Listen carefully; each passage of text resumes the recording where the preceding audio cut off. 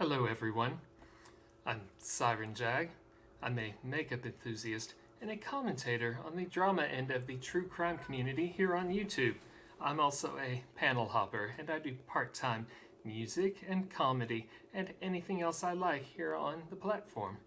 And since it's been a minute since I did some actual content, I figured tonight I'll do another edition of the heavy drama stream. And you all know how this works. I take various excerpts from music, movies, TV, the internet, plays, anywhere else I can find content, and I give it the personal heavy drama touch and to provide some entertainment for you all to escape the usual YouTube drama. So, without further ado, let me get my screen pulled up. And Ollie is right here by my foot. Ollie is right here by my foot. But I know, as soon as I let him up on my lap and I get started, he will attack. Because he hates it when I stream. Because he wants my attention. He wants my attention. Oh, and you all also know the drill. If I need a drink or something, I'll pause and you'll see my away photo. And you also know when I have the slides pulled up, you won't see me, or I can't see myself rather. So let me get this set up the way I like it. That's not it. There we go. There we go. Since I can't see myself, let's hope I don't go off screen. The stuff that's on my face will be in the video description. Now, let's get this started.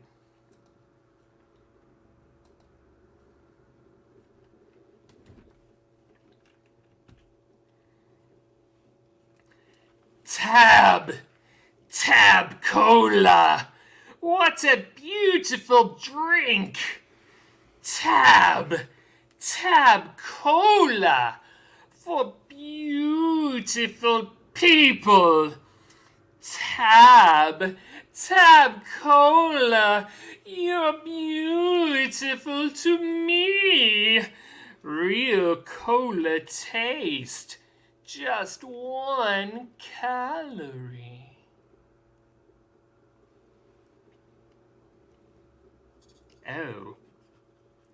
Oh. By the way, TaB Cola was discontinued in 2021. But, guess who obtained a can of TaB Cola? Oh my! I paid quite the pretty penny for this on eBay. And we're going to see how this goes. I have not had a can of TaB Cola since I was a small child. This is no less than a 1.5 years old. But we're going to crack this open. Ooh, this might go poorly. This has gone through the U.S. Postal Service. Oh my! Ooh! Oh! Let's get this over here. Oh! Smells like cola. Let's see. They reformulated this in the 80s and added NutraSweet, but I remember what the funky aftertaste was in the 1 can in my life I had. So, let me get my straw. Because we can't have this messing up what I have going on over here. I don't want to do a spit take. Ew.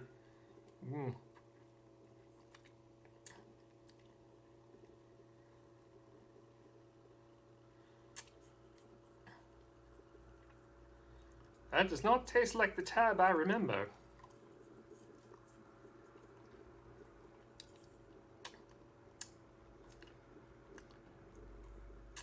That's... Ugh. That's very flat. Also does not have the TaB aftertaste that it used to when it was flavored with saccharin. NutraSweet, what have you done with TaB? Oh, why even drink it if it doesn't have that saccharin wang? It's just a diet soda. And it's not even a good one. That's nothing. There's nothing to it. Now I feel ripped off. Why did I even pay $13 for a can? A can of nothing. Ew. Ugh.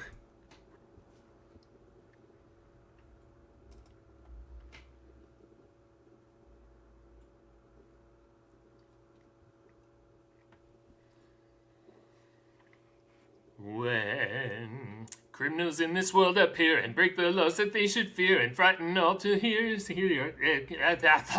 Shit, let's start this again.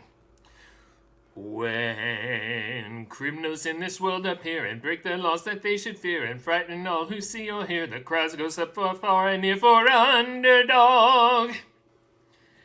Underdog. Speed of lightning, roar of thunder, fighting all who rob or plunder. Underdog.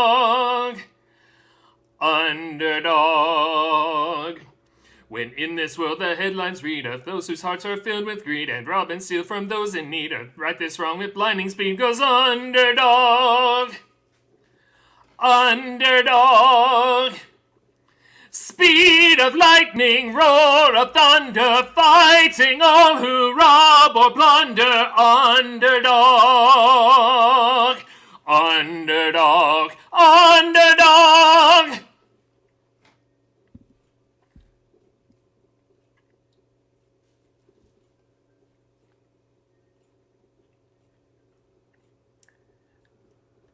I think things went a little better after the restart.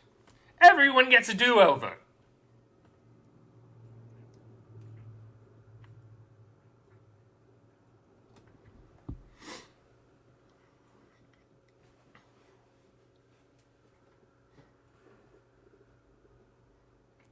They've been lying to you, man.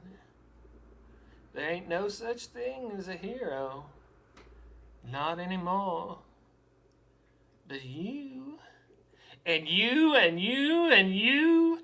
have become addicted to the illusion of what a hero is. You have become addicted to the illusion of what a hero does for you.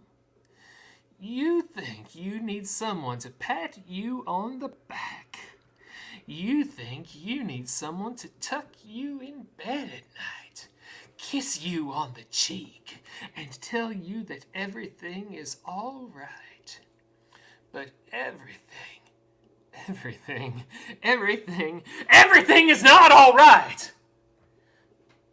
What if I was to tell you that the man who made you is a liar? What if I was to tell you that your own flesh and blood turned his back on you? I would never turn my back on you. And maybe the answers you seek have been slapping you right in the face. Or maybe, just maybe Bray Wyatt, the eater of worlds, have been the answer all along.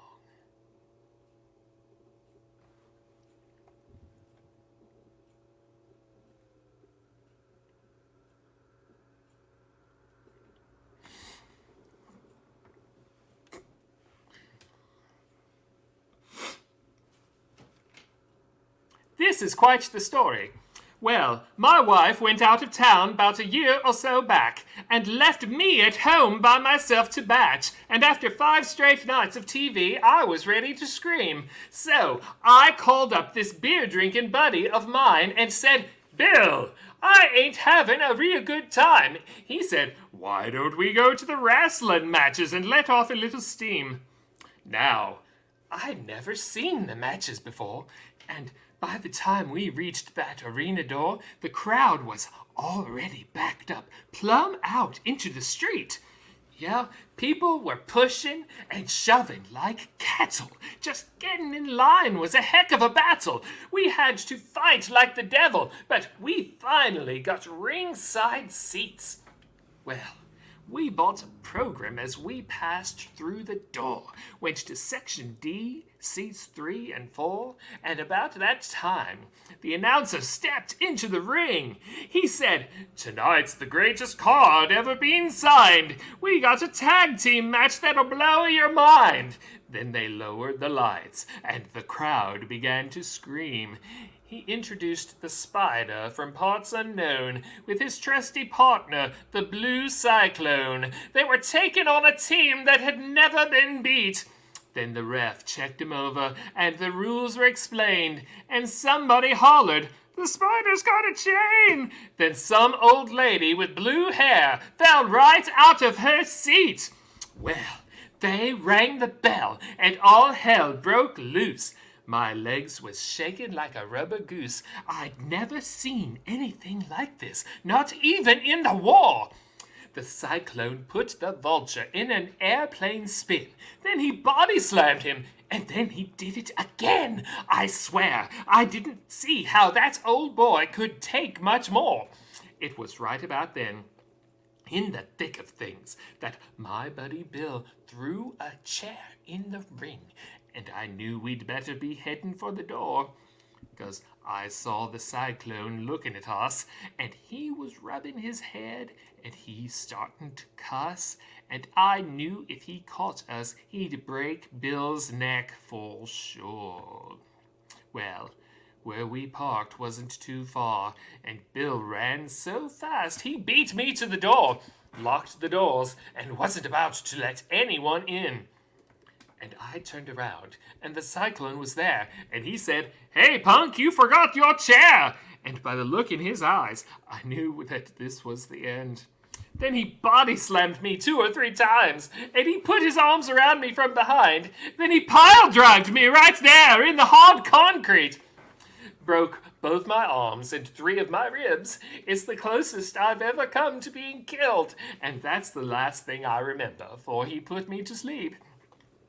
Blue Cyclone, he's the meanest rascal the ring has ever known. He'll make you groan, he'll make you moan, he'll lay you prone and break your bones. Blue Cyclone.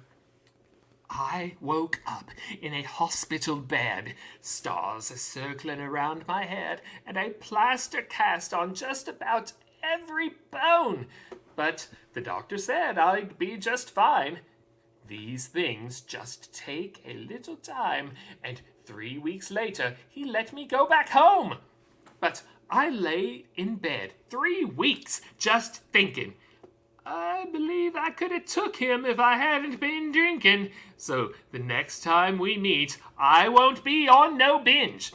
'Cause I hadn't been the same since we had that fight, and I'd see that Cyclone in my dreams at night, and I won't be satisfied till I get revenge. Well, the first thing my wife said when I got home was, "You'd better leave that Cyclone alone." She said, "You might not be so lucky next time."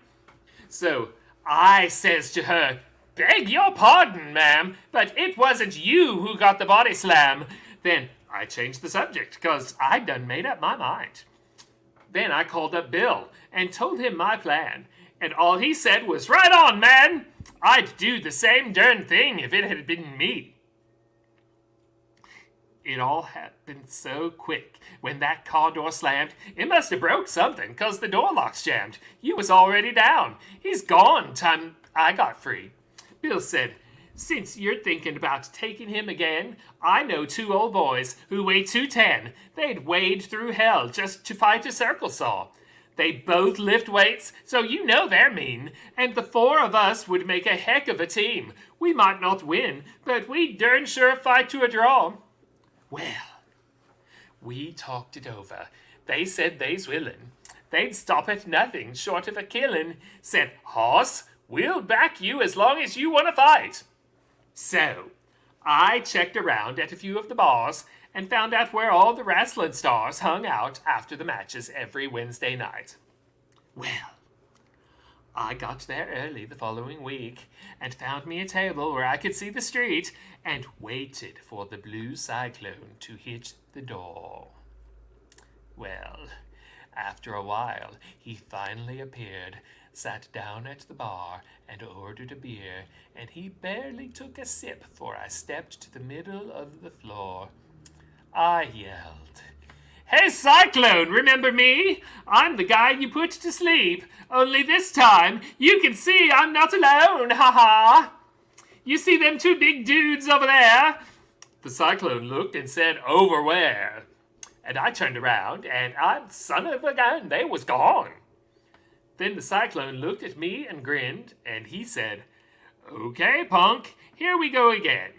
It seems to me that some guys never learn."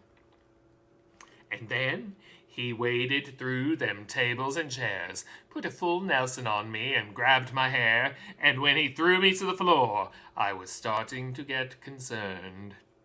Then came a barrage of judo chops, and I was begging somebody to call the cops before the Cyclone could commit a mortal crime. I sure breathed a sigh of relief when I heard them ambulance sirens scream, 'cause I'd be dead now if they hadn't gotten there on time. The next thing I remember, they was carrying me in, and the doctor said, "Oh no, you again." I said, "Doctor, how long you think it'll be this time?" He said, "Boy, if you don't leave that Cyclone alone, one of these days you ain't going home. You'll need the Undertaker's services, not mine. Blue Cyclone, he's the meanest rascal the ring has ever known. He'll make you groan. He'll make you moan. He'll lay you prone and break your bones. The Blue Cyclone."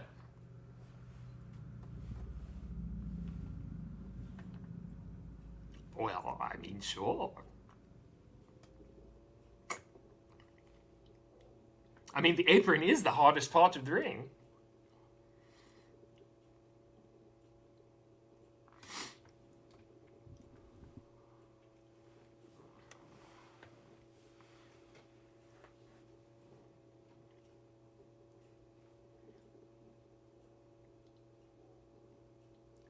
I can't remember anything. Can't tell if this is true or a dream. Deep down inside, I feel to scream. This terrible silence stops me. Now that the war is through with me, I'm waking up. I cannot see that there's not much left of me. Nothing is real but pain now. Hold my breath as I wish for death. Oh, please, God, wake me. Back in the womb, it's much too real. In pumps life that I must feel, but can't look forward to reveal. Look to the time when I'll live. Fed through the tube that sticks in me, just like a wartime novelty. Tied to machines that make me be. Cut this life off from me. Hold my breath as I wish for death. Oh, please, God, wake me. Now the world is gone. I'm just one. Oh, God, help me. Hold my breath as I wish for death. Oh, please, God, help me. Darkness imprisoning me, all that I see. Absolute horror. I cannot live. I cannot die. Trapped in myself. Body, my holding cell. Landmine has taken my sight, taken my speech, taken my hearing, taken my arms, taken my legs, taken my soul, left me with life in hell.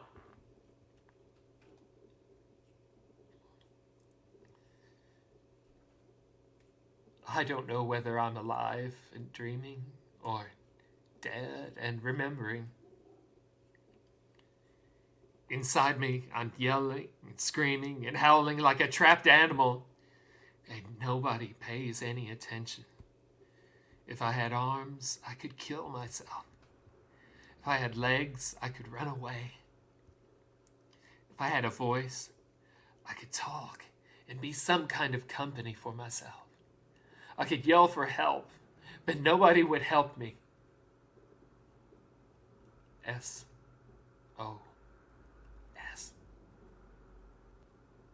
Help me.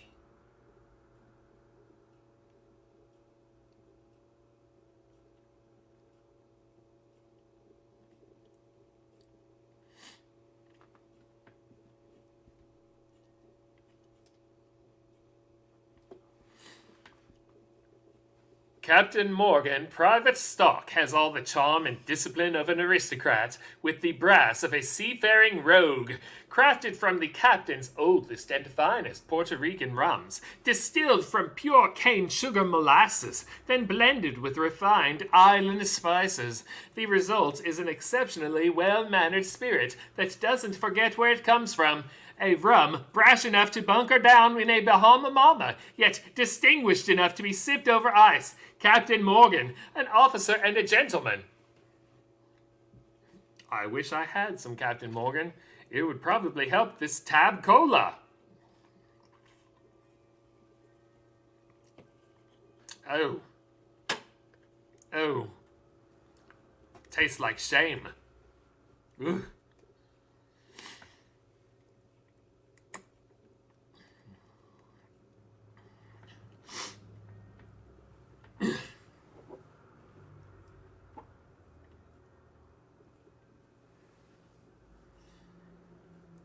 I suppose I owe you gentlemen a story. We left in April, 6 of us in all. Mr. McCready and his wife from Ireland, Mr. Janus from Virginia, I believe, with his servant Jones. Myself, I'm from Scotland, and our guide, a military man coincidentally, Colonel Ives, a detestable man, and a most disastrous guide. He professed to know a new, shorter route through the Nevadas. Quite a route that was, longer than the known one, and impossible to travel. We worked very, very hard. By the time of the first snowfall, we were still 100 miles from this place. That was November. Proceeding in the snow was futile. We took shelter in a cave. Decided to wait until the storm had passed. But the storm did not pass. The trails soon became impassable, and we had run out of food. We ate the oxen, all the horses, even my own dog. And that lasted us about a month. After that, we turned to our belts, shoes, any roots we could dig up. But you know, there's no real nourishment in those. We remained famished. The day that Jones died, I was out collecting wood. He had expired from malnourishment.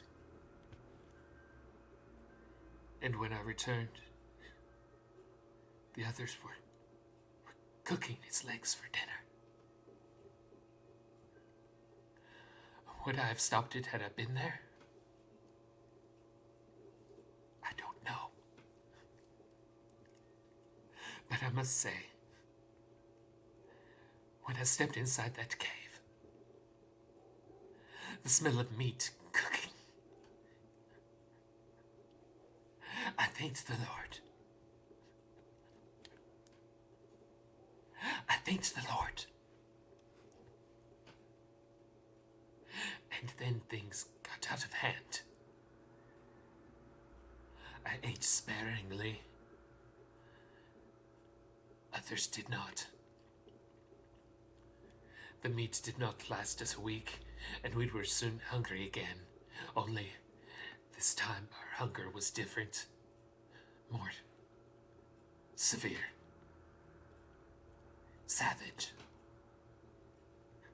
And Colonel Ives, particularly, could not be satisfied. Janus was the first to be killed. And then Mr. McCready. That left Colonel Ives, McCready's wife. And I alone, and I knew in that company that my days were numbered. I'm ashamed to say that I acted in the most cowardly manner. It would have been nobler, I know, to have stayed and protected Mrs. McCready from Ives, but I was weak. I fled. It was nothing less than pure providence that I arrived here.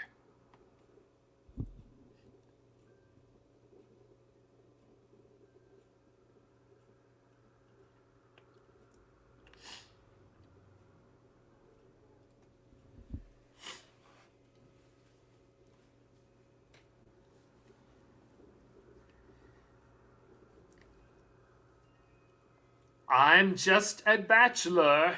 I'm looking for a partner. Someone who knows how to ride without even falling off. Gotta be compatible. Takes me to my limits. Girl, when I break you off, I promise that you won't want to get off.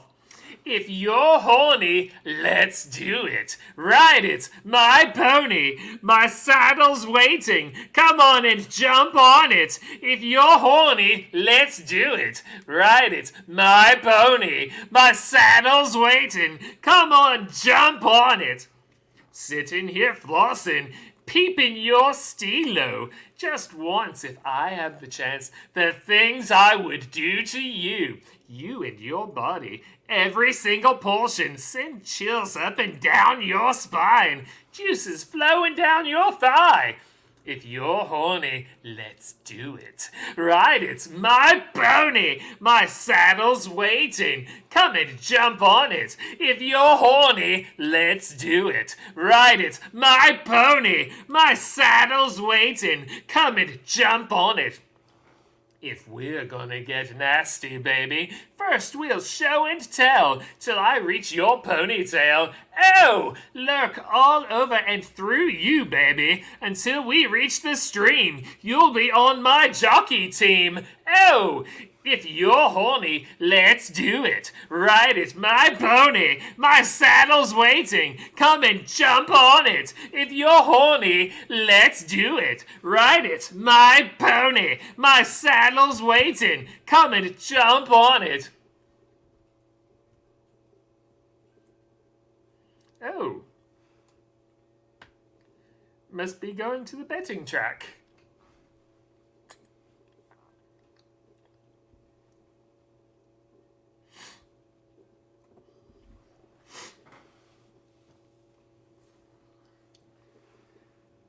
That's the last time, Bender. That's the last time you ever make me look bad in front of those kids. You hear me? I make $31,000 a year, and I have a home, and I'm not about to throw it all away on some punk like you.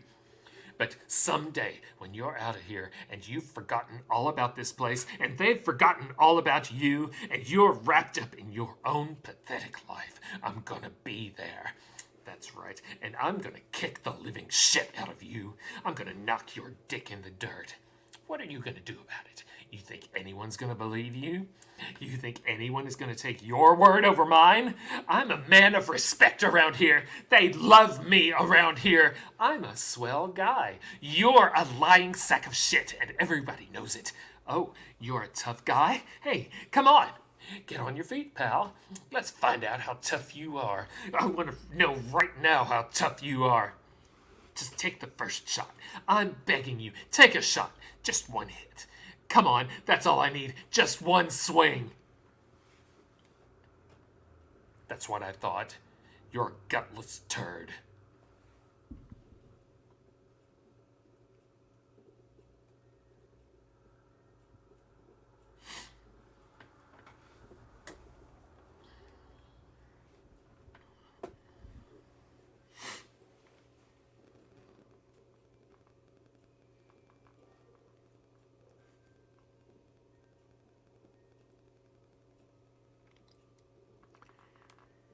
Take a look at me. Tell me, do you like what you see? Do you think you can? Do you think you can do me?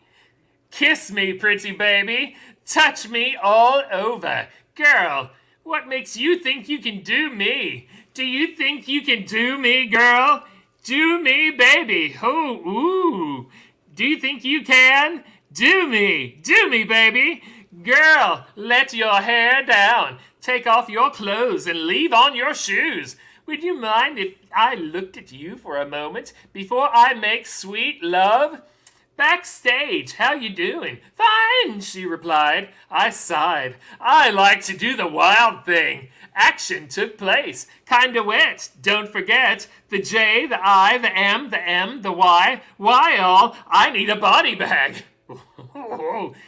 Do me, baby. Oh, oh, oh. You can do me when you want to do me. Yeah, yeah. Ho, ho. Ooh, yeah. Do me, baby. I like it in the morning time. Yeah. Sometimes I love it in the evening. Baby, yeah. Can you do me all over, girl? Yeah, yeah. Do me, baby. The time was 6 o'clock on the Swatch Watch. No time to chill. Got a date. Can't be late. Hey, the girl is gonna do me. Move it to the jacuzzi. Ooh, that's booty. Smack it up, flip it, rub it down. Oh no. Do me, baby. Yeah. Oh, baby. I like it just like that. Do me, baby. And I love the way you do it to me, baby. Yeah. Ooh, just move just a little bit closer. You can do me in the morning. You can do me in the night. You can do me when you want to do me. You can do me in the morning. You can do me in the night. You can do me when you want to do me. I'm sensing a theme. Apparently we're going to ride the pony.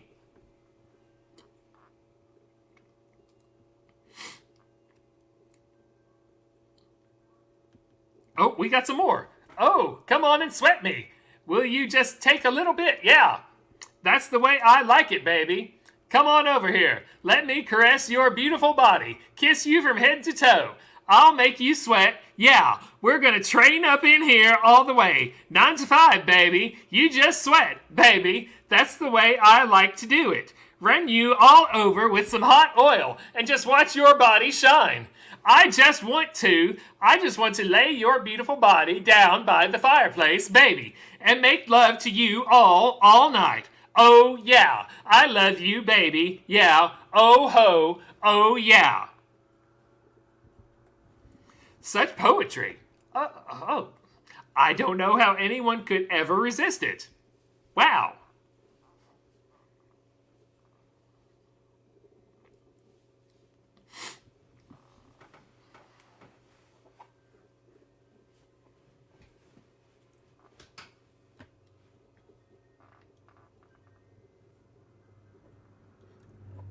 I can tell you all about how we met and fell in love. Oh, I don't mind, really. You know, ever since I can remember, I've been grossly overweight. I had no self-confidence and no social skills whatsoever, and then I saw her. She was so beautiful. I fell in love on the spot. Did I ask her out? No. I stalked her. To my eyes, she was a goddess. I've never seen a more beautiful woman in my life before that day, and haven't seen one since. No offense, you're all very pretty, but you don't hold a candle to Pitoi. To me, anyway. We officially met one evening. I was doing my usual routine, following her, staring at her beautiful figure as she walked, fantasizing about walking next to her. All of a sudden, she stopped, turned around, and started talking to me. And then she asked me to come back to her apartment with her. So I did. Before I knew it, she had me hogtied on the floor. She scolded me, then cursed me. Then she beat the living hell out of me. She called me a bastard and said she knew I was following her all along. I found out my goddess was really a demon in disguise, a sadist with a penchant for violence and destruction. She took a bunch of embarrassing photos, threatened to go to the police, and accused me of stalking. I was pretty much her slave after that. Or manservant, take your pick. I was at her beck and call every day. I couldn't have a job or go to college. Wonderful? I know. They were the best days of my life, living with a beautiful woman and indulging her whims. For a man like me, there's no greater blessing. Sounds like love? It is. It might not be conventional, but we loved each other. We still do. Is that why I lost weight? Actually, she had me running errands all the time, so it just happened. Anyway, there we were living together in our own happy, warped way.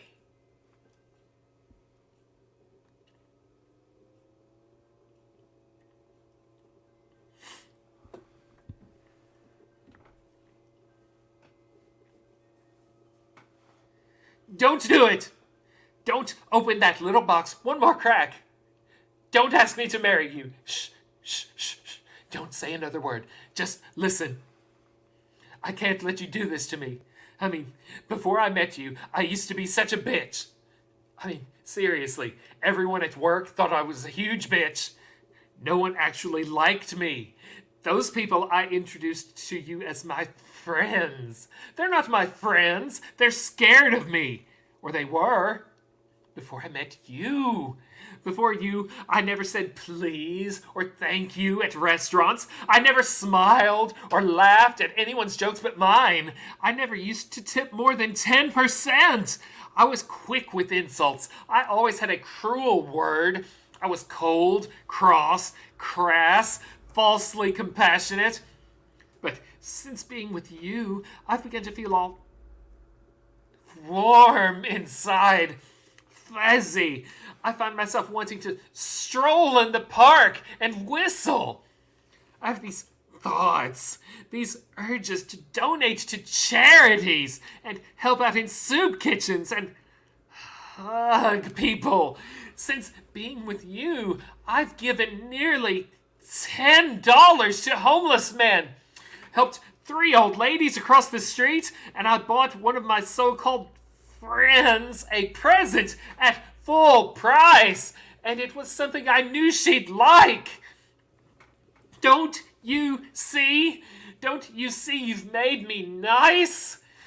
And what really scares me is that you'll open that box and ask me to marry you, and I'll just nicely say yes.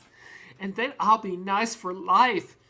I'll be singing Kumbaya for the rest of my days.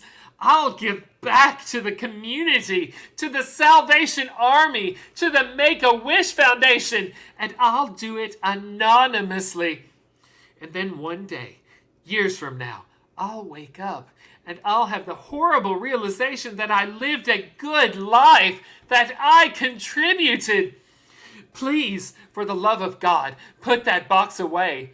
I mean, the planet already has millions of nice people. It doesn't need me too. I am a bitch, and I want to stay that way. Please, stop. Don't. I'm asking you. No, I'm begging you. I'm getting down on my knees. Will you please not marry me?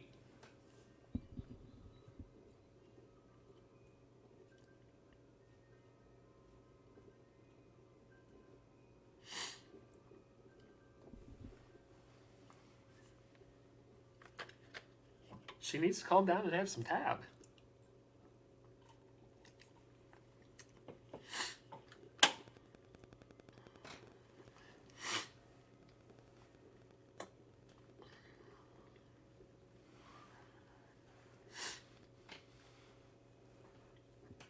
You don't understand. You don't ever hear what I'm trying to say to you. It's always a one-way conversation. First, you come at me and complain about all the things you think I'm not doing, and you do this to get me angry because you think by getting me angry it's somehow going to make me work harder for what I want in my life, and you're wrong. I'm sorry, but you're so wrong. That's not the way to help me move forward. It's not. Can't you ever just be my friend and support me by giving me encouragement? Do you have any idea how impossible what I'm going after already is? Do you? It's so damn hard, and I can use some kindness. Just some. You're my mother. You know, all I ask is that you stop trying to get so damn strategy-oriented with me, and instead work with me. Give me sound advice if you have any, because coming down on me doesn't help. I'm not asking you to hand feed me, but be there for me the way I need you to be. There. You happy? Now you know what's bothering me.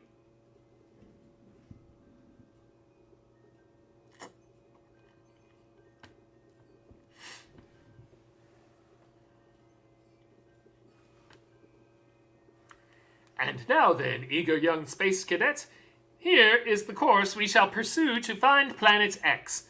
Starting from where we are, we go 33,600 turbo miles due up, then west in an astro-arc deviation to here, then following the Great Circle 7 radio loops down south by down east, by astro loop to here, here, and here, then by space navigo compass to here, here, and then to here and here, by 13-point stratocumulus bearing 4 million light years, and thus to our destination. Now, do you know how to reach planet X? Well, I wish you'd explain it to me sometime, Buster.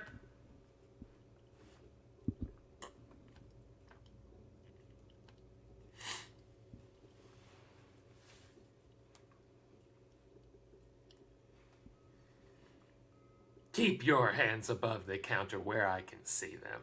No one is going to die if you just keep calm and recommend superb cheeses. Oh, thank you. I love camembert. You know, I haven't always been like this. Desperate, knocking over cheese shops to get a quick fix. I used to have a life. A wife. Like me, shared my passion. Every morning, we would devour the triple brie on our nightstand, make love, and she would sing this little song, I love new cheeses. And oh, did we have new cheeses? Smoky vintage Goudas in amber tones, firm and flaky. Silky drunken goat in striking violet tones, decadent and creamy. The most pungent of Epoisses, washed in apple brandy and aged to nutty, meaty perfection. But then our fortunes took a turn for the worse. We couldn't afford anything anymore. We hit rock bottom. One night, while eating a Cracker Barrel cheddar, there was the sound of whimpering. We both looked up in surprise. It was both of us. We had both begun to whimper without realizing it. As time wore on, the Cracker Barrel devolved into Velveeta, and the whimpers into sobs. And I couldn't remember the last time I'd heard her sing her little song. Yes, all of the English Cheshire. I begged her to sing. She started. Her voice cracked. She didn't have the heart to continue. I tried to cheer her up, but all I could offer was Kraft's singles. She grew listless, lying in bed all day, staring at the ceiling. One day, on my way to pick up food stamps, I passed this wonderful cheese shops. I stared through the glass, my eyes bouncing like desperate pinballs between a Roquefort, Lindbergher, and a Taleggio. Writer Clifton Fadiman's words came to me. Cheese is milk's leap toward immortality. As if in a dream, I walked quickly into the shop, my hand in my coat like this. Back then I didn't actually have a subcompact Glock in my pocket. I assure you I do now. I scared the heck out of the owner, and I came home with a board from heaven. Gros Glas, Bito, and mousse cheese. It was amazing, like Robert De Niro in Awakenings. She came out of her stupor. She ate. We smiled. We laughed. I asked her to sing. She started, I stopped too weak to go on. The next day, another cheese shop, another I. Every day, another shop, another blissful board, another I, until she was able to sing le.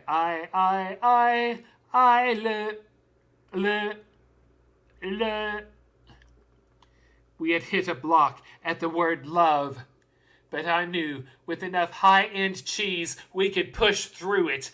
And I tell you, sir, I feel that I'm getting close. I am 27 cheese shops into this thing, and I am close to the mother wedge that will set her free. It will be sublime. Her voice, strong and clear, will ring out, and I will rejoice as I hear her sing our song once more. I love new cheeses. Now, put the rest of that stinking bishop in the bag, and this will all be over.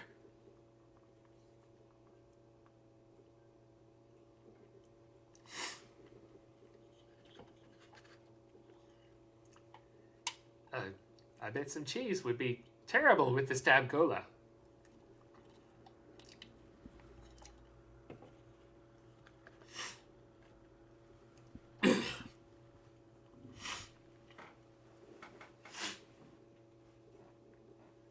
Oh, I never done this before. Never want to do this again. Wrong turn on a dusty road. I did it to myself. I can't pretend. Well, I learned just a little too late. Good God, I must have been blind, 'cause she got me for everything. Everything, all right? Like my daddy, I'm a gambling man. Never been afraid to roll the dice, but when I put my bet on her, little Miss Snake Eyes ruined my life. She better sleep with one eye open. Better make sure to lock her doors. 'Cause once I get my hands on her, I'm a ooh. Natalie! She ran away with all my money, and she did it for fun. Natalie, she's probably out there thinking it's funny, telling everyone. Well, I'm digging a ditch for this gold-digging bitch. Watch out, she's quick. Look out for a pretty little thing named Natalie. If you see her, tell her I'm coming. She'd better run. The good Lord better bless your soul, 'cause I done already cursed your name. Don't matter which way you go, payback's gonna come your way. You'll be begging me, please, please, please, and I'ma look at you and laugh, laugh, laugh, while you sit there and cry for me all night. I'll spend a lifetime in jail. I'll be smiling in my cell. Can't nobody save you now. Once I get my hands on you, I'm a ooh. Natalie! She ran away with all my money, and she did it for fun. Natalie! She's probably out there thinking it's funny, telling everyone. Well, I'm digging a ditch for this gold-digging bitch. Watch out, she's quick. Look out for a pretty little thing named Natalie. If you see her, tell her I'm coming. She'd better run. I should have known better, 'cause when we were together, she never said forever. I'm a fool that played in her game. Hey, Natalie! She ran away with all my money, and she did it for fun. Natalie! She's probably out there thinking it's funny, telling everyone. Well, I'm digging a ditch for this gold-digging bitch. Watch out, she's quick. Look out for a pretty little thing named Natalie. If you see her, tell her I'm coming. She'd better run.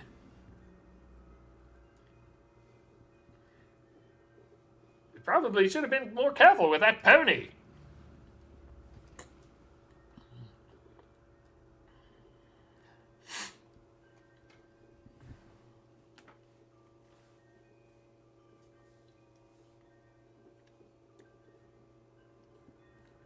I mean,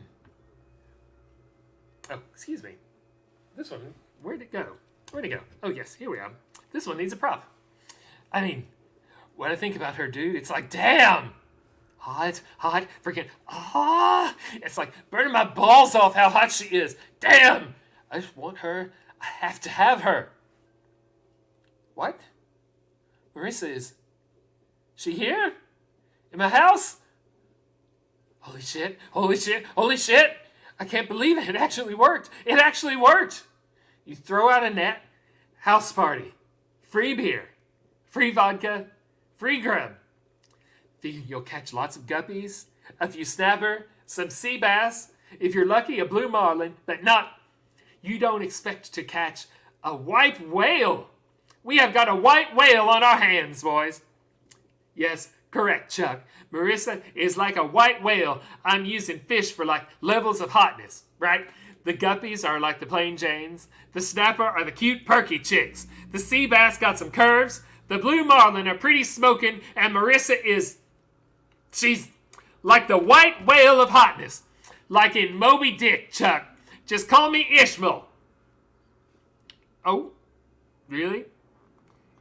Ahab was the guy chasing after the white whale. Just call me Ahab. Don't argue with me, Chuck.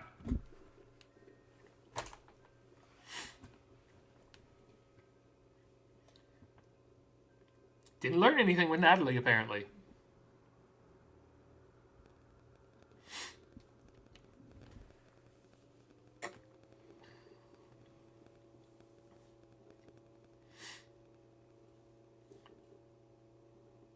My mother and father were divorced 2 years ago, and because of my father's drinking problem, I live with my mom. She's a salesperson for this big clothing manufacturer in New York, and her job requires her to travel a lot. She covers 3 states: Ohio, Michigan, and Illinois. At first, I thought it was neat that she was gone a lot. I mean, I get to be here alone, I can do what I want, I can stay up late, hang out, have friends in, whatever. I have total freedom. For a young guy, it has to be like this perfect situation, right? Like this dream life. And all of my friends envy me. They tell me all the time how I've got it made, how lucky I am, you know? They say that they'd love for their parents to take off and leave them home alone. Then they could party all they wanted and not have to do a lot of stupid regimented crap. They all wish they had the freedom I do. But more and more, as time goes on, I'm starting to think maybe they're the ones who have it made, not me. When I go to their homes, it feels different. They feel like they feel like homes. Here, to be honest, it doesn't feel like anything. It's just this empty, vacant nothing. It's just a big nothing place. I mean, yeah, it's a nice house, furnished nice and all that, sure, but it doesn't have any warmth, any feelings. At least when my parents were together, even though they got into major hassles, at least then it felt like a home. You know, after a while, all the partying and hanging out, the freedom isn't so cool anymore. I mean, how long you can goof off and party? Not that I'm against freedom. No way. Not at all. Freedom's important. Freedom is part of us. One of the greatest things in life. But when there's freedom without sharing, without caring, what the hell's the good of it anyway? I guess what I'm saying here is that a lot of the time I'm lonely. So lonely that I actually ache inside. Yeah, I really do. Sometimes I actually hurt from loneliness. Sometimes when I come home to this empty place, or after a party, after everyone is gone, I get super down, super depressed. And a guy my age shouldn't feel lonely and empty and depressed, you know? Hey, it's not right. I know that my lifestyle looks good to my friends, but they don't realize. They don't realize that they're the ones who have it made. I may have this so-called freedom, but they have a family. They have people around who care.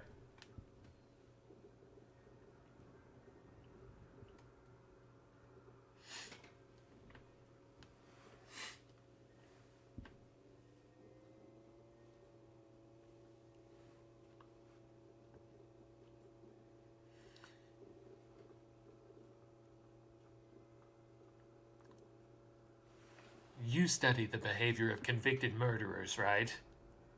How many of them tell you that they were cuddling with an adorable puppy when they snapped? None, right? So, why don't we lock them away with puppies? Yes, there might be a risk they would kill the puppies, but what if those puppies couldn't be killed?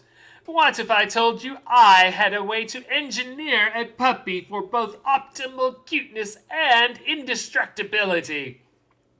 I know, it sounds like sci-fi, but it's not. In Japan, they already have adorable white robotic seals that bring joy to the elderly and infirm.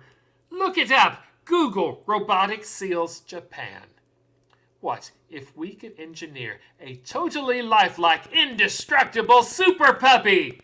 I tell you, it can be done, and you won't know the difference between it and a standard puppy, except if you try to snap its neck, it's impossible. Now, we take a room full of these puppies, and we put the most hardened gangbanger in there. At first, they may try to kill the puppies. Sure, we'd expect that. That's why it's so important these puppies are indestructible. Soon, the murderer, exhausted from the futility of trying to snap unbreakable puppy neck, falls into a state of learned helplessness. They begin to cry in despair. Why? Why can't I kill these puppies? Why? At that moment, they are vulnerable, and our super puppies close in, licking and nuzzling and staring with their perfectly round, adorable eyes. Their little puppy paws will be perfectly designed to hit ticklish spots, and what is going to happen is those criminals will begin to giggle. And all the while, these puppies will just keep coming and coming and coming at them with their relentless cuteness. And these puppies will never get tired. Imagine it. Someone who has grown up in a violent landscape filled with conflict and abuse. Instead of putting them into a locked environment filled with more of that, what if we said, put him in the puppy room? At first they might say, no, please, no, not the puppy room. Because what self-respecting, hardened man or woman wants to commune with puppies? Cuteness is the enemy of toughness. But faced with this unbearable cuteness and incredible, unflappable affection, their anger, their fear, their hate will be overwhelmed by love. Yes, I have a dream of invincible super puppies. They will not just be cute and unkillable, a marvel of modern engineering, but they will lift humanity out of the darkness. Now, who among you is going to fund my research?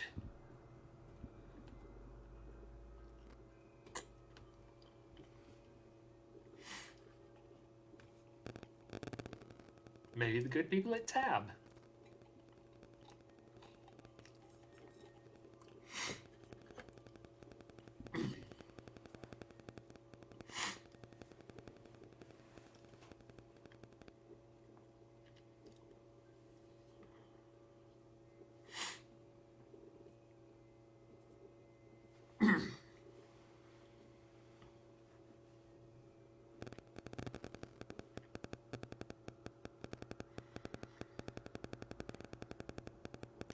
Dear Sir, Madam, Child, or otherwise heartless being, I met your pet hamster Monday evening while I was walking my dogs through the alleyway near a ditch. We were incredibly surprised to see a small, defenseless, domesticated pet cruelly abandoned in the wild, and although I am not too particularly fond of hamsters, we found this one quite cute. She was a black and white hooded with sweet, dark eyes. She was also very tame and ambled halfway up to us without any qualms. We were wondering why you would dump your hamster in the ditch rather than try to find her a suitable new home. The Humane Society of Southern Arizona takes in small animals, and hamsters make great classroom or young people pets. While it was quite thoughtful of you to leave a small mound of colorful foodstuff mixed with peanuts near the edge of the ditch, that meager pile of provisions would not surely serve as the key to her survival. In fact, a domesticated hamster is not going to survive at all in the wild. Although Tucson is done with its 100 plus temperatures for the year, did you happen to abandon your hamster in the eve of a massive cold front and storm warning? You did. Cold, dank rain does not do well for small rodents, which are already prone to respiratory infections. Coyotes, pack rats, and other wildlife may also not look too kindly on your abandoned hamster. After all, she had that soft, clean, white coat, which would make the ditch's grungy denizens a little wary, if not jealous. Starvation would come too, as the colorful foodstuff mixed with peanuts would not last too long and may be eaten by others. And I didn't note any water bottle attached to the nearby mesquite trees. But don't be alarmed. Although you surely do not care about this hamster, or you would not have heartlessly dumped her in a ditch, please know that she is no longer in danger.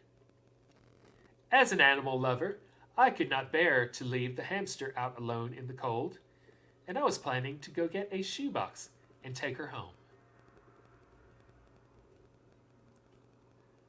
Before I could resume our walk, however, my dog, Phoebe, suddenly lunged and dragged me halfway down the ditch to get at your hamster. A single dog chomp through the middle murdered your hamster in one fell swoop. The ditch drag also banged up my knee, which I am currently elevating and putting on ice to alleviate the pain and swelling. I'm walking with a cane. At least your hamster did not die alone. I covered her with a blanket of scratchy, dried leaves. Once Phoebe obeyed and let your hamster fall from her jaws. Thus, your hamster will no longer suffer. I hope that makes it easier for you to sleep at night.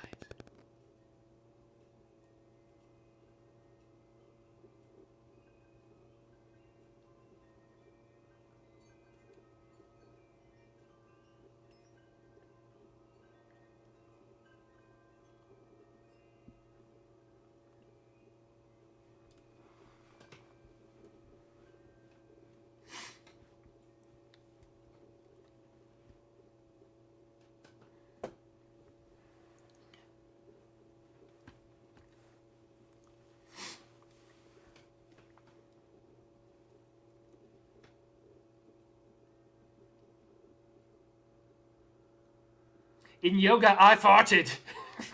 Loud. I assumed the ladies around me would pull rocks out of their Lululemon attire and stone me, but nothing happened. Relieved, I laughed.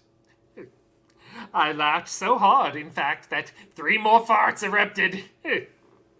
Now, people were staring. Excuse me, a woman behind me hisses. Some of us are trying to practice yoga. Across the room, I catch my friend's eye, which gives me strength to say, I'm practicing my fartnasanas. The woman has the most judgy glare on her face. Everyone is so still, tense. Then, a loud fart bangs from the far corner of the studio. It's my friend. People start laughing and then farting. It's happening everywhere. It's a symphony of fartnasanas. I was free! We're all free!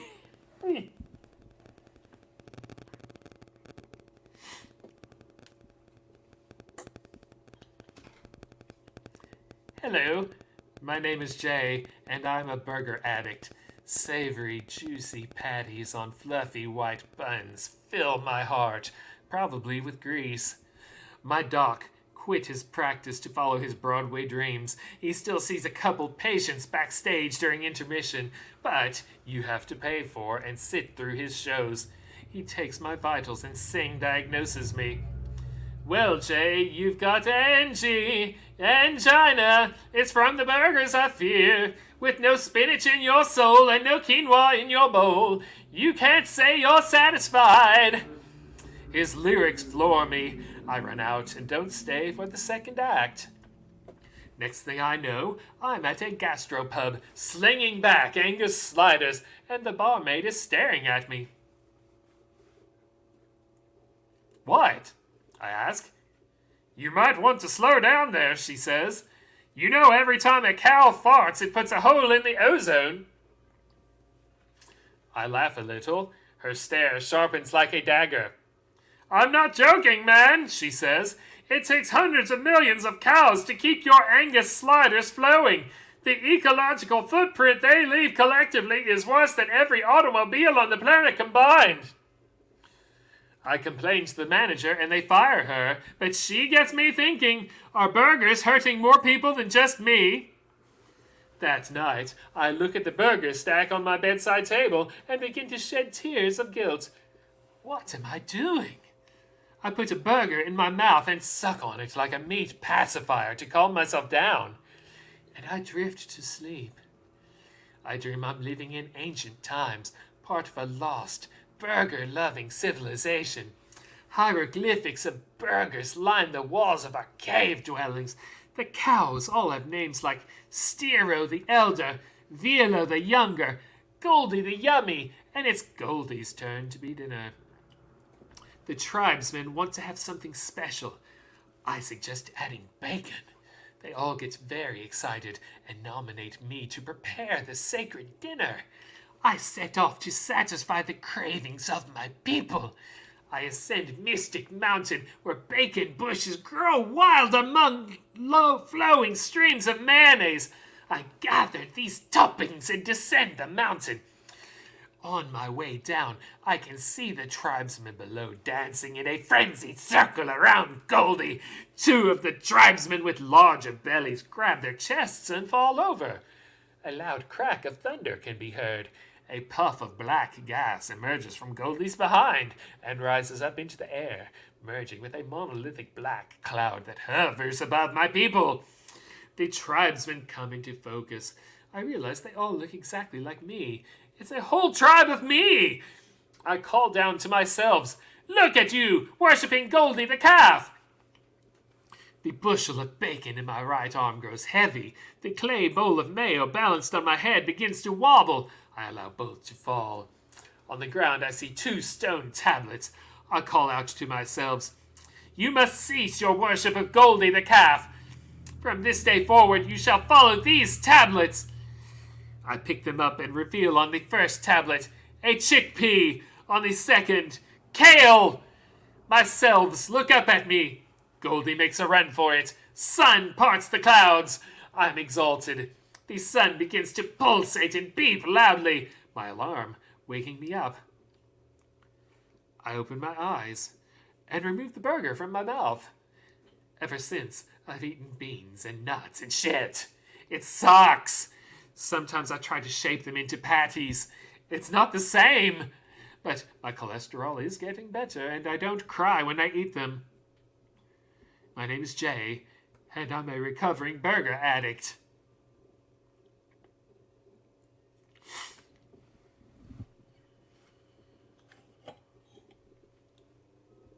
With TaB. Ugh.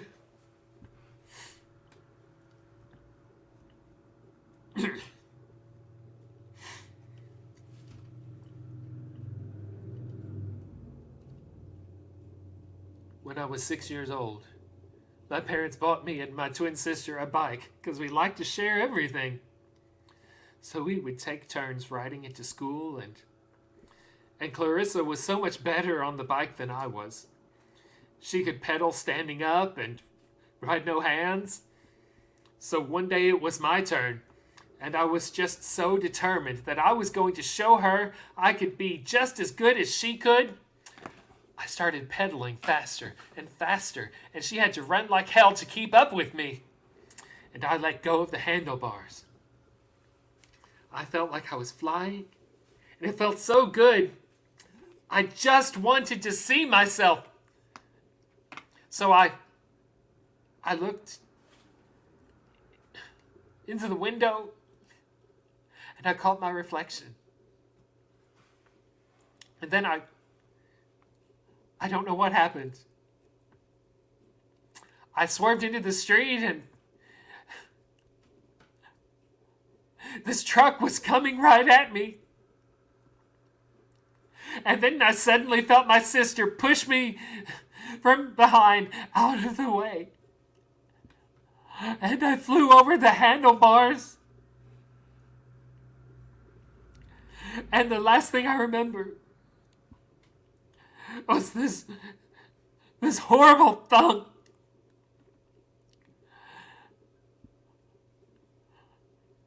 And I woke up in the hospital. And my mother was sobbing. And I asked her, what happened to Clarissa? And she said, well, she didn't. She wouldn't even look at me. And no one ever said anything. But I knew what they were thinking.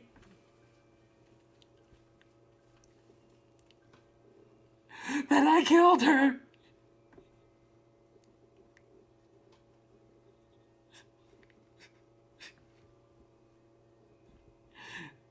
And they never ever told me that they loved me ever again.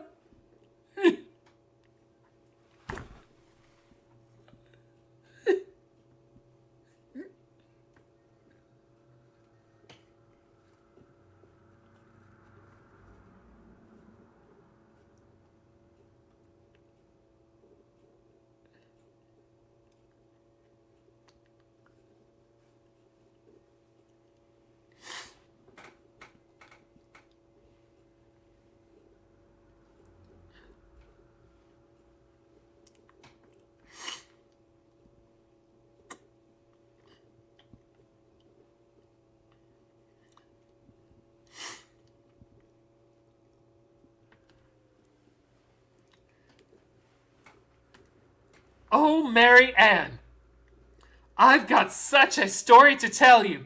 I've just had a profoundly spiritual experience with Our Little Lady today. Earlier this evening, she's on the couch with me.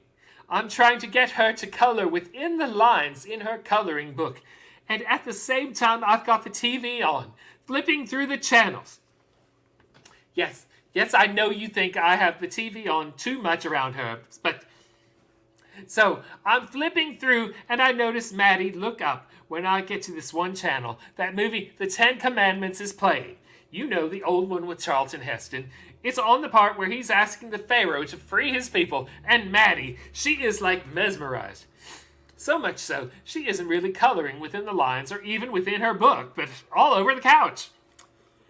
I try to take the crayon out of her hand, but she pulls it away and in this sing-songy voice says, "Let my people go," which actually got her off the couch. She ran around with the crayon saying, "Let my people go," a few more times.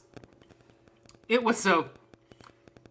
made me smile, right? So later on, I'm trying to have her use the little potty, like you wanted, yes, and she's struggling, and I tell her I want her to be a big girl, and she says, "Daddy, I can't.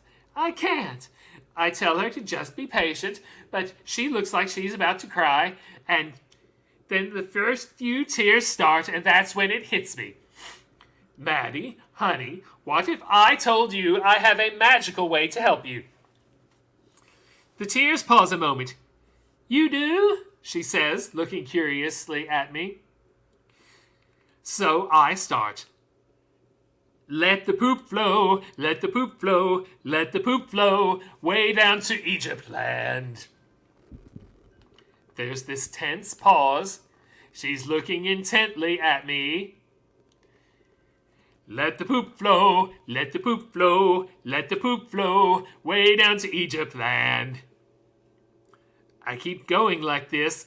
She keeps looking intently, and then, all of a sudden, I swear, I see this little sparkle in her eye. "Daddy, Daddy, I think it's working." This wave of fatherly love hits me like a Mack truck, along with another verse. "Go down, Maddie, way down to Egypt land. Tell old Tushy Pharaoh, let my poopies go." And she's saying, "He's letting them go, Daddy. He's letting my poopies go." She's giggling now. It's infectious. "That's wonderful, honey," I say.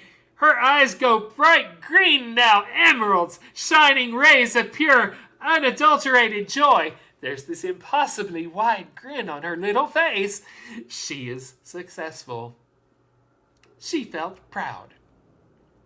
I did that.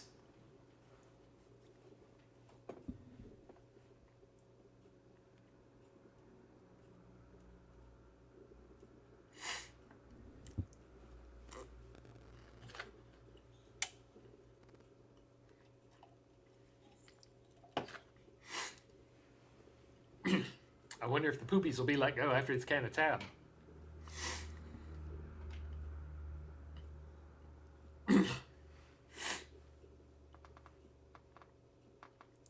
"49 years. I was with him for 49 years. You can't begin to imagine. You can't know the bond, the commitment, the boredom, the yearning, the laughter, the love of it. You just cannot know. Everything we sacrificed, the years I gave him, the years he gave me. Did you think to ask? Did it occur to you to ask? We had a daughter, Allison, always difficult, always beautiful. Died at 39 years old, bless her heart. And Richard and I, we felt that heartbreak as one. You think you're the only person who ever suffered? Go fuck yourself." You know, when he was dying, Rich said to me, when they offered him this to pass through, serve eternity in this graveyard you're so in love with, he said, "How can I? When she missed out, how can I?" And so he went. And I wish I could believe he's with her now. They're together. But I don't. I believe they're nowhere. Like you said, gone. Just gone. No, I pitied you, and that's the truth. I pitied you, and now you give me some sales pitch about how peachy forever could be? You want to spend forever somewhere nothing matters? End up like Wes? All those lost souls at the quagmire trying anything just to feel something? Go ahead. But I'm out. I'm gone.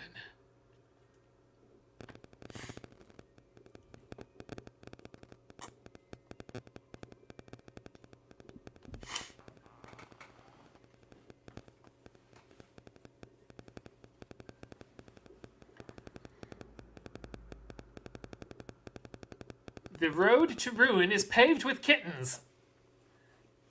Althea, that was my last girlfriend. She and I were so happy until that darned kitty entered our lives. Yes, Althea and I were so very happy in our little fourth-floor walk-up on the Lower East Side. We didn't have much, but we had each other. Music was important to Althea and I, so we saved up for months and bought a baby grand piano. Who needs other furniture when you have music? Our evenings were filled with the sweet sounds of ebony, ivory, and love-making.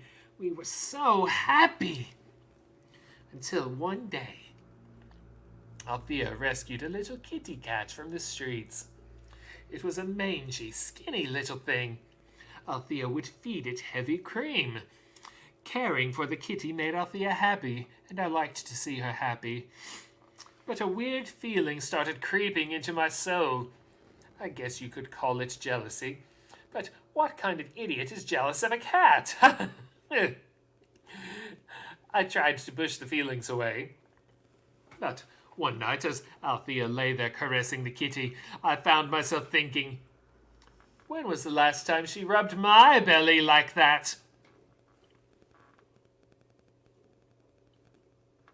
That night, I couldn't sleep. I go into the living room, and there's the kitty, laying atop our beautiful baby grand piano, licking its privates. The kitty looks up, stares at me from across the room, a mocking look on its little kitty face. The look flips a switch inside me. I say to the kitty, "You little freeloader, what do you contribute to this household, huh?" I grab the kitty by the scruff of the neck. "Tell me, what do you contribute?"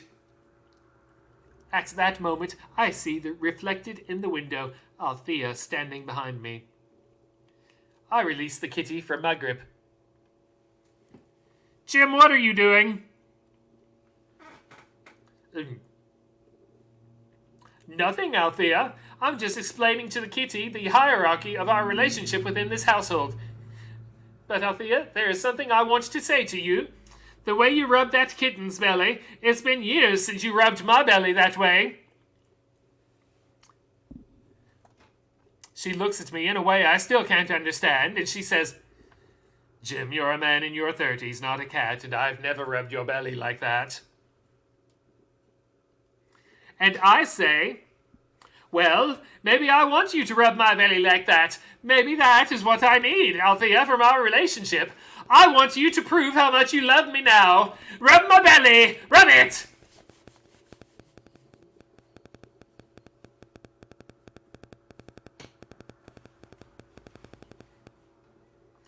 And that is why we are no longer together. I've tried to move on from the relationship, but the other day I was walking in the neighborhood and walked past our old apartment. I looked up, and there was the kitten resting on the windowsill, its smug little face looking down at me. I know it's probably impossible for kittens to have smug expressions, but his little kitty face looked smug to me. That kitty is living the life I should have lived with the woman I should have lived it with. And now bear with me, because this is important. All this has led me to firmly believe that the road to ruin is paved with kittens. But enough about me.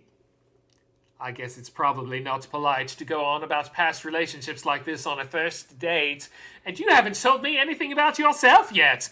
For example, your stance on kittens.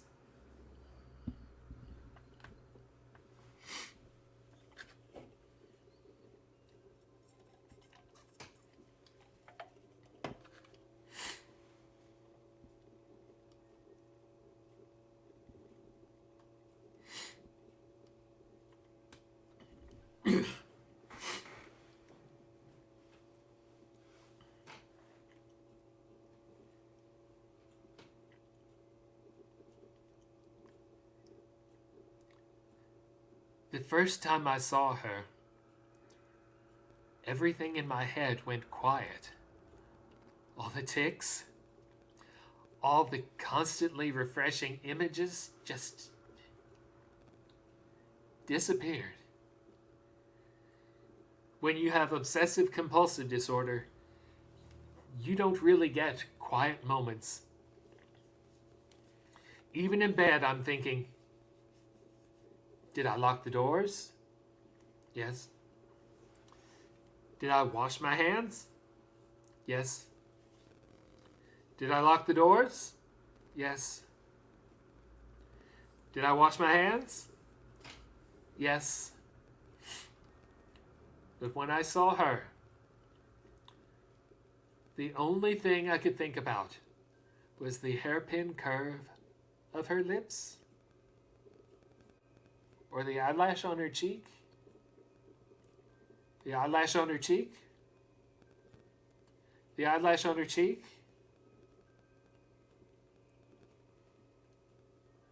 I knew I had to talk to her. I asked her out 6 times in 30 seconds. She said yes after the third one, but none of them felt right, so I had to keep going. On our first date, I spent more time organizing my meal by color than I did eating it or talking to her. But she loved it. She loved that I had to kiss her goodbye 16 times or 24 times if it was Wednesday. She loved that it took me forever to walk home because there are lots of cracks on our sidewalk. When we moved in together, she said it felt safe, like no one would ever rob us because I definitely locked the door 18 times. I'd always watch her mouth when she talked. When she talked. When she talked. When she talked. When she talked. When she said she loved me, her mouth would curl up at the edges.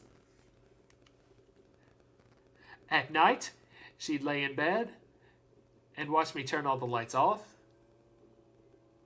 and on and off and on and off and on and off and on and off and on and off and on and off and on and off and on and off and on and off and on and off and on and off. She'd close her eyes and imagine that the days and nights were passing in front of her. But some mornings I'd start kissing her goodbye, but she'd just leave because I was just making her late for work. When I stopped in front of a crack in the sidewalk, she'd just keep walking. When she said she loved me, her mouth was a straight line. She told me that I was taking up too much of her time. Last week, she started sleeping at her mother's place. She told me that she shouldn't have let me get so attached to her. That this whole thing was a mistake. But how can it be a mistake that I don't have to wash my hands after I touch her? Love is not a mistake. And it's killing me that she can run away from this, and I just can't. I can't. I can't go out and find someone new because I always think of her. Usually, when I obsess over things, I see germs sneaking into my skin. I see myself crushed by an endless succession of cars. And she was the first beautiful thing I ever got stuck on. I want to wake up every morning thinking about the way she holds her steering wheel. How she turns shower knobs like she's opening a safe. How she blows out candles. Blows out candles. Blows out candles. Blows out candles. Blows out candles. Blows out.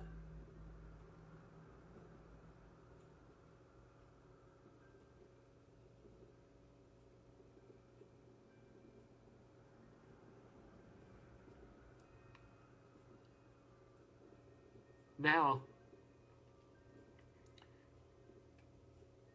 I just think about who else is kissing her.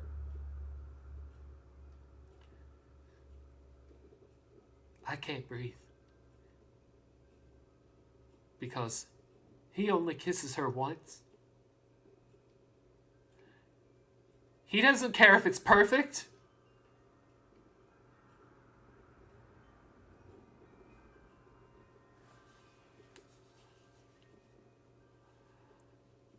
I want her back so bad.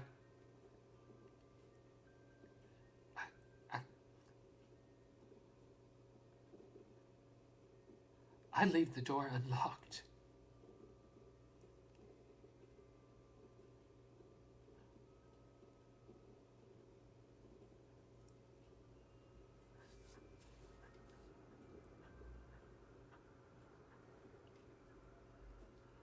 I leave the lights on.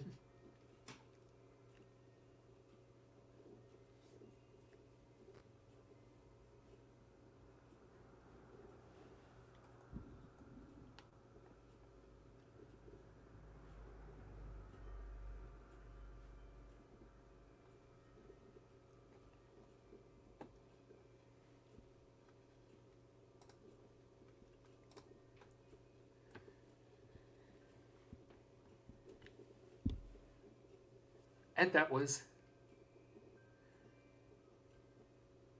this edition of the Heavy Drama Stream. Not sponsored by TaB. And this can that was no less than 18 months old. Ooh, and now it's even flatter. Oh, wow. Anyway, I hope you all enjoyed that. Ooh. Anyway, if you enjoyed that, give me a thumbs up. Subscribe if you're new. And hit the bell icon to be notified of my future posts. And super chats, super thanks, super stickers, all that's active. And you all know the drill.